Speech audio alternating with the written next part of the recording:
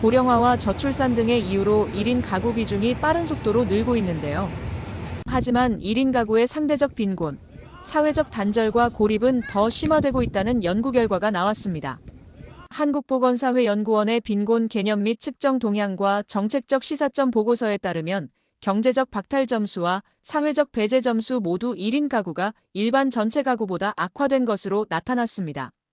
보고서는 2003년과 2021년 국민생활실태조사를 분석했는데 경제적 박탈 점수는 평균 1.13점에서 0.96점으로 0.17점 떨어졌습니다.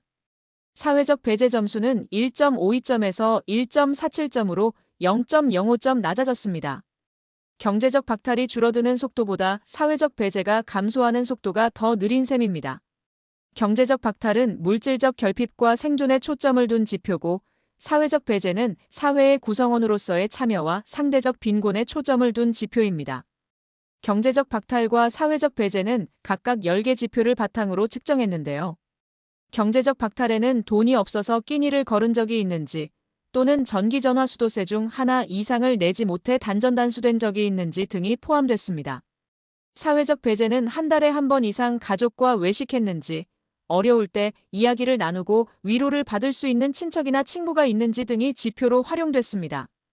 10개 지표 중 박탈된 항목이 없으면 0점, 전부 박탈됐으면 10점으로 계산했습니다. 가구별로 보면 1인 가구의 경우 경제적 박탈 점수는 같은 기간 1.75점에서 1.72점으로 0.03점 미미하게 감소했고 사회적 배제 점수는 2.61점에서 2.83점으로 오히려 0.22점 증가했습니다. 1인 가구의 경제적 박탈 점수가 감소폭이 전체 가구에 비해 미미했고 사회적 배제는 오히려 커진 것입니다. 경제적 박탈과 사회적 배제 모두 박탈 상태를 나타내는 사회학적 용어인데 경제적 박탈은 물질적 결핍에 가깝고 사회적 배제는 참여와 관계 영역까지 포함하는 개념이라고 보고서를 작성한 연구진은 설명했습니다. 보고서는 이 같은 결과는 1인 가구의 사회적 관계 단절과 고립이 더 심화했음을 보여주는 것이라며 전체 가구의 사회적 배제 수준이 크게 나아지지 않은 것은 1인 가구 비중 자체가 크게 늘어난 영향으로 풀이된다고 분석했습니다.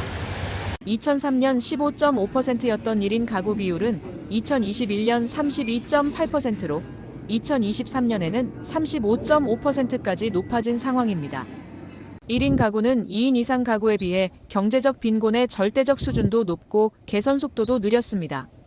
보고서에 따르면 1인 가구의 빈곤율은 2021년 기준 41.4%로 전체 가구의 3배 수준이었습니다.